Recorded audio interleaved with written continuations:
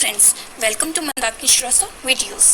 Friends, आज मैं आप लोगों के लिए इस वीडियो में जीके यानी कि सामान्य ज्ञान की प्रश्नोत्तर श्रृंखला का भाग 2 लेकर के आई हूँ, जिसमें मैंने इतिहास में बौद्ध धर्म से संबंधित प्रश्न उत्तरों का संकलन किया है और इन प्रश्नोत्तरों के माध्यम से बौद्ध धर्म से संबंधित पूछे जाने वाले लगभग सभी प्रश्नों को मैंने इस वीडियो में समाहित करने का प्रयत्न किया है। तो स्टार्ट करते हैं। प्रश्न: गौतम बुद्ध का जन्म कहाँ हुआ था? उत्तर: लुम्बिनी कपिलवस्तु में।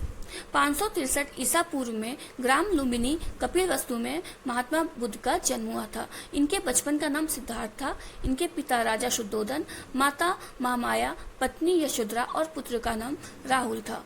ये शाक्य वंशी थे और इन्होंने बौद्ध धर्म की नींव रखी थी। ये बौद्ध धर्म के संस्थापक थे।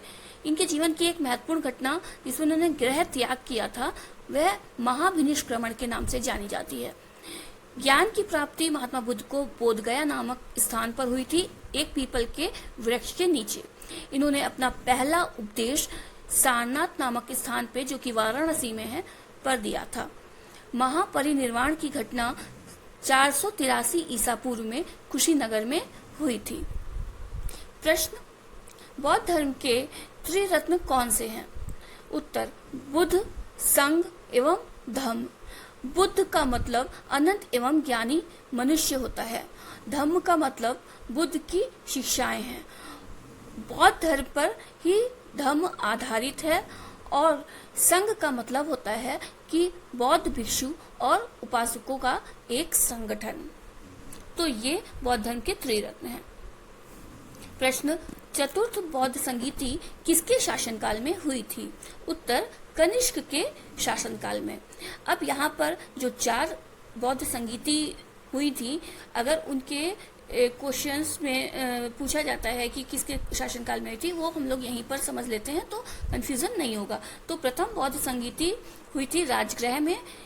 अजात शत्रु का शासनकाल था उस समय और इस संगीति के अध्यक्ष थे महाकश्यप। द्वितीय बौद्ध संगीति वैशाली में हुई थी।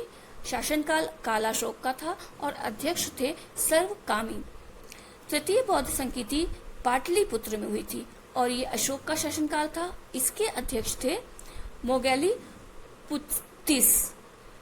चतुर्थ बौद्ध संगीति कुंडल वन में हुई थी कनिष्क के शासनकाल में और इसके अध्यक्ष थे वसुमित्र। प्रश्न: महायान और हीनयान क्या है? उत्तर: बौद्ध धर्म की शाखाएं। बौद्ध धर्म का महात्मा बुद्ध की मृत्यु के लगभग 100 साल बाद उसमें 2 भागों में विभाजित हो गया और उसी से महायान और हीनयान नाम की शाखाएं बनी। तो ये शाखाएं कनिष्क के शासनकाल में बौद्ध धर्म का विभाजन हुआ तब बनी थी और इसके अनुयायी में महायान जो शाखा है उसके अनुयायी जो हैं वो बुद्ध की पूजा करते हैं, जबकि हीनयान के अनुयायी जो हैं वो बुद्ध जी के मूल उपदेशों को मानते हैं। प्रश्न: अष्टांग मार्ग किसने बताया था? उत्तर: महात्मा बुद्ध ने। बुद्ध जी के अनुसार सांसारिक दुखों के 4 आर्य सत्य हैं और इन दुखों से छुटकारा पाने के लिए अष्टांग मार्ग महात्मा बुद्ध जी ने बताया था। प्रश्न: बौद्ध धर्म में स्तूप किसका प्रतीक है? उत्तर: मृत्यु का। बौद्ध धर्म में विभिन्न प्रतीक हैं जो कि महात्मा बुद्ध के जीवन से संबंधित हैं, उनके जीवन की घटनाओं को प्रकट करती हैं। जैसे कि उनके जन्म को कमल व सांड के प्रतीक द्वारा प्रदर्शित किया जाता है। गृह त्याग को घोड़ा प्रदर्शित करता है। ज्ञान प्राप्ति उनकी पीपल के वृक्ष के द्वारा संकेत है उसका। और उनका जो परिनिर्वाण हुआ था वो पद चिन्ह जो महात्मा बुद्ध के हैं उससे उसका संकेत पद चिन्ह है और महात्मा बुद्ध की जो मृत्यु है उसके प्रतीक स्तूप हैं। प्रश्न: जातक कथाएं किस धर्म से संबंधित हैं? उत्तर: बौद्ध धर्म से। जातक कथाओं में महात्मा बुद्ध के पूर्व जन्मों से संबंधित विभिन्न नैतिक कहानियां हैं जो लोगों में कर्म की, मैत्री की, दया की भावनाओं के लिए का संदेश देती हैं और ये सभी कहानियां सुत्त पिटक में संकलित हैं। इसमें कर्म द्वारा बुद्ध बनने का संदेश दिया गया है कि कर्म करके व्यक्ति बुद्ध की तरह बुद्धिजीवी और बुद्ध की तरह महान बन सकता है और इस कहानियों का, जातक कथाओं का संकलन सम्राट अशोक द्वारा कराया गया था। प्रश्न, त्रिपिटक क्या है? उत्तर, बौद्ध ग्रंथ।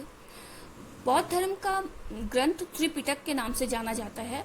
मूल रूप से यह 3 पिटकों, जिनमें सुत्त पिटक, विनय पिटक और अभिधम्म पिटक आते हैं, इन तीनों को सामूहिक रूप से या सम्मिलित रूप से त्रिपिटक के रूप में जाना जाता है। यह पाली भाषा में लिखित है और इसमें महात्मा बुद्ध के उपदेशों का संकलन है।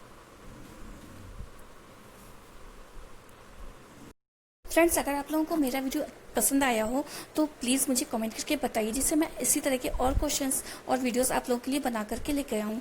और फ्रेंड्स, मेरे चैनल को सब्सक्राइब करिए और साथ ही वीडियोस को लाइक एंड शेयर करिए और देखते रहिए मंदाकिनी श्रीवास्तव वीडियोस।